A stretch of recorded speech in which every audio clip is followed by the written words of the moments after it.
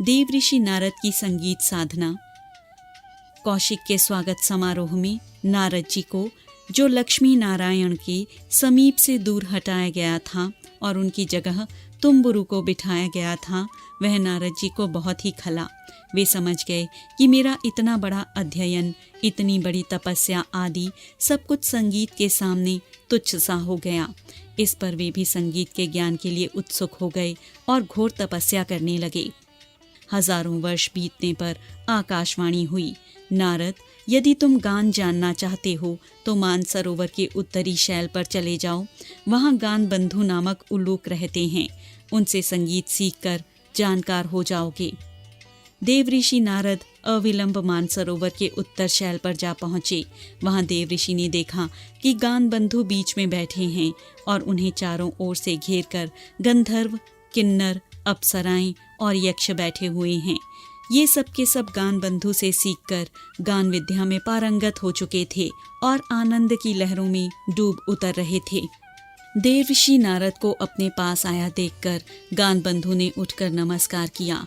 जब गान बंधु ने जाना कि देवऋषि नारद मुझसे संगीत सीखना चाहते हैं, तब उन्हें बहुत ही प्रसन्नता हुई।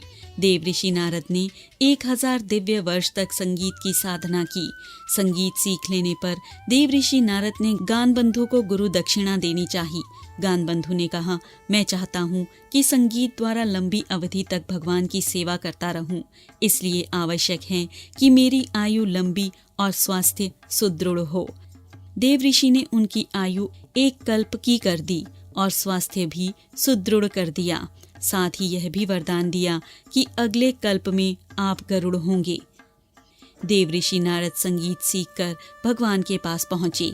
भगवान ने उनका गान सुनकर कहा, अभी तुम तुरुम्ब के समकक्ष नहीं हुए हो। कृष्णावतार में तुम्हें सर्वोच्च ज्ञान से संपन्न करा दूंगा। देवऋषि नारद वीणा पर भगवान का गुणानुवाद गान करते हुए तीनों लोकों में विचरने लगे। उनके आनंद की सीमा नहीं रही। कृष्णावतार होने पर ये भगवान के पास पहुंचे। भगवान ने उन्हें संगीत सीखने के लिए जामवंती के पास भेज दिया। रानी जामवंती ने 1 वर्ष तक देवऋषि को संगीत की शिक्षा दी। दूसरी बार भगवान ने देवऋषि को सत्यभामा के पास भेजा। 1 वर्ष बीतने के बाद देवऋषि को महारानी रुक्मणी के अनुशासन में रखा गया। महारानी रुक्मणी ने उन्हें 3 वर्षों तक सिखाया। तत्पश्चात भगवान ने स्वयं देवऋषि को संगीत सिखाया।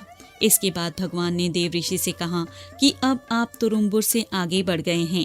इस तरह बहुत दिनों के बाद देवऋषि नारद की संगीत साधना पूरी हुई।